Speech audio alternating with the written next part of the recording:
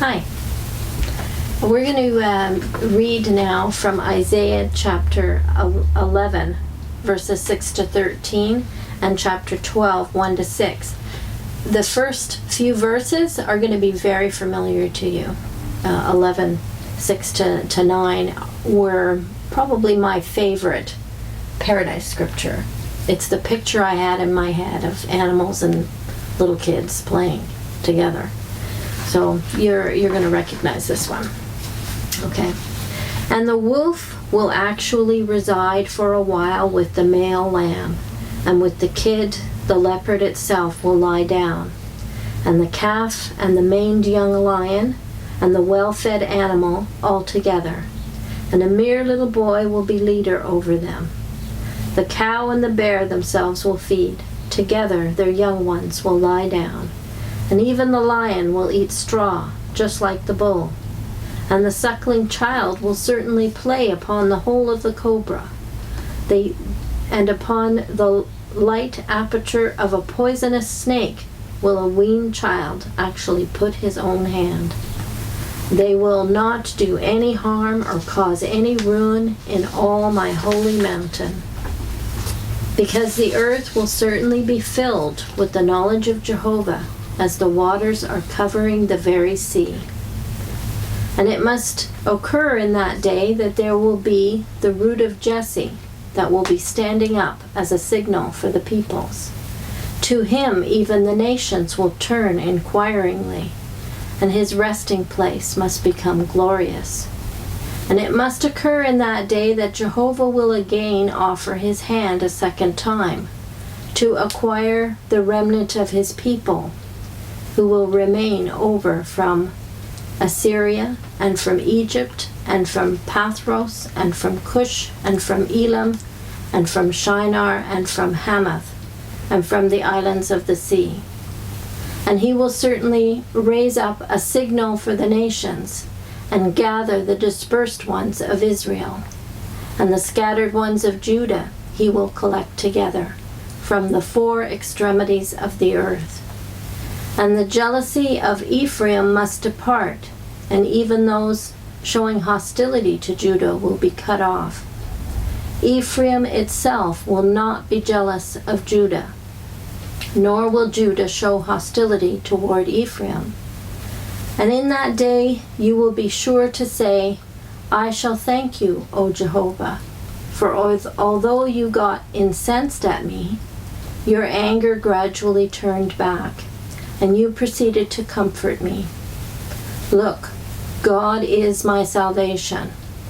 I shall trust and be in no dread, for Jehovah, is my strength, and his might, and my might, and he came to be the salvation of me. With exaltation you people will be certain to draw water out of the springs of salvation. And in that day you will certainly say, give thanks to Jehovah, you people. Call upon his name. Make known among the peoples his dealings. Make mention that his name is put on high. Make melody to Jehovah, for he has done surpassingly. This is made known in all the earth. Cry out shrilly and shout for joy, O you inhabitants of Zion. For great in the midst of you is the Holy One of Israel. That's the first thing we should probably emphasize, is this is the climax. The end of chapter 12, a quite short chapter, is the climax of chapter 11 when you read contextually. And the bottom line is here that one day Jehovah will be in the midst of his people and recognized not only by them, unified again, from there being two kingdoms for hundreds of years in the Old Testament, unified his people, worshipping in Zion, but all the nations gathering there too. Right. This is the second place in the Bible where you find the name Jehovah in the King James. And interestingly, the combination of Yah and Yahweh together, Yah, Yahweh, Jehovah, together very few times. And here's one of them. So it would be noteworthy even for that But Yeah. combined with what comes before it in the text, since, as you said before, you only really read if you're a witness, verses 6 to 9. Yeah, the scriptures that give you that paradise picture, but you leave out all the stuff about the root of Jesse that ties it Verse to 10. the earth. Even the nations will come, the specific geographical peoples. That's all kind of missing. Quite a few here. From what they talk about, the nations and the dispersed ones of Israel being gathered from the four extremities of the earth. And so I think we took note of the fact that would have to be After the second exile. That's right. They weren't spread out to the four extremities of the earth before the second exile. Right. In the first exile, they were basically scattered throughout the Babylonian and Assyrian And then Empire. they're being collected together. Talks about God being incensed with them. Well, the exile is evidence of that. How are Jehovah's Witnesses going to apply that to themselves? They don't want to say Jehovah is incensed with them. Even within the context of the verses they usually pick out, though, 6 to 9, there's one phrase they should stumble over. They will not hurt or destroy in all my holy mountain. Yeah.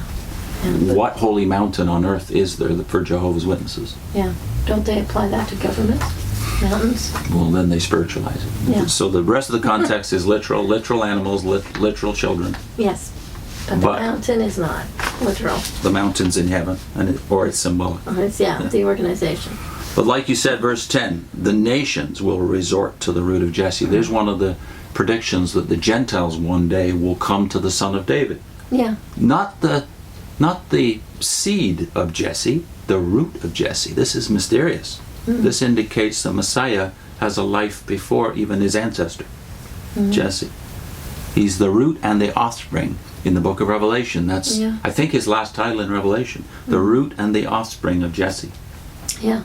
And then we talked about him being made known among the peoples by them seeing his dealings with his own people. So that indicates that there are nations in the earth during this time period. Ethnic groups. Yeah. There will be people. They're survivors. They're not just all manure on the face of the earth the way you have it in your head as a witness. Everybody's destroyed and we're left. Yes, so the very short chapter 12 is a psalm of thanks, really. Israel at the last day celebrating the fact that Jehovah is now living in their midst. Jehovah, Yahweh is in our midst. And the nations know it. Yeah. Yeah. That's the bottom line of Old Testament prophecy in Isaiah and elsewhere. So in the next segment we'll talk about... I think you did mention that they should read. You should read on your own. Oh no, I'm jumping ahead here. I did want to mention, and I'm glad you reminded me, Paul Grundy has a fine video on this. Millions now living will never die. You know, if you've looked up the site JW Facts, Paul Grundy has a terrific video on the way the Watchtower used to view the survivors of Armageddon. Yeah. In the years before J.F. Rutherford completely overhauled their doctrine of the last thing. So check out Paul Grundy, J.W. Facts. Millions now living will never die. Next segment we'll talk about Isaiah 13 yes and 14. That's right.